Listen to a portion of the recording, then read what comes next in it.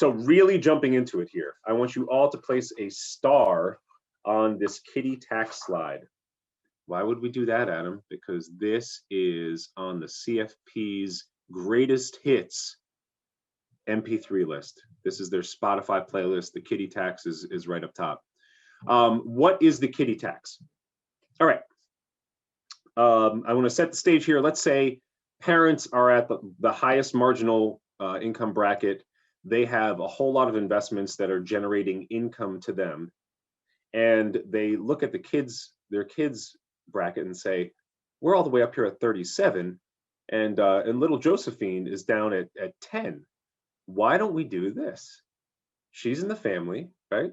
We're going to take some of our income producing assets. We're going to put them in her name, into her UTMA account. All right. We're going to shift some of that income to her. This way it's not as heavily taxed, but she's still our kid, and we're going to take some of that income for ourselves. IRS is onto this. They understand this notion of income shifting. It's not that it's illegal, but there are parameters around it. There are ground rules that you need to follow. And this Kiddie Tax is put in place to prevent overusing this income shifting strategy. So what happens is you can put assets that are income producing in your child's name. What they are going to get in turn is called unearned income. These are not wages. These are earned passively from their investments that are now in their name. And the IRS sets a threshold of $2,200 where they get a standard deduction for half of it. The other half is taxed at their marginal rate, which is often 10%.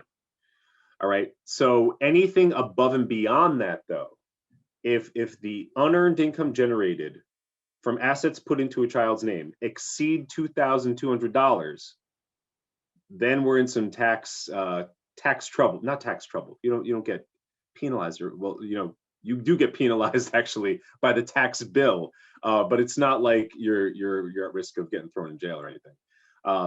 What happens is that anything above that, the $2,200 threshold, is going to be taxed at the parent's highest marginal tax rate.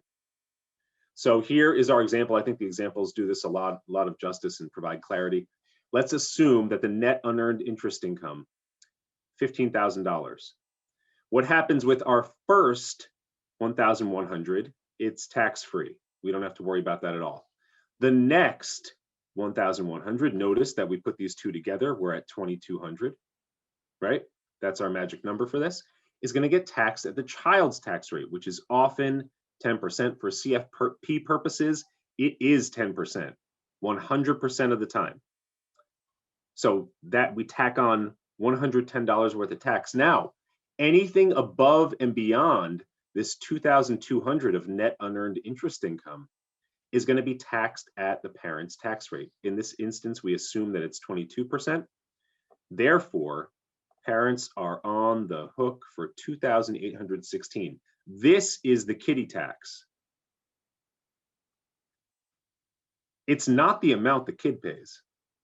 It's the amount that the parents pay for using this strategy, for trying to shift income to their kid. The final tax bill is this much here. We just add the child's portion to this 2,816, and we have a total of $2,926.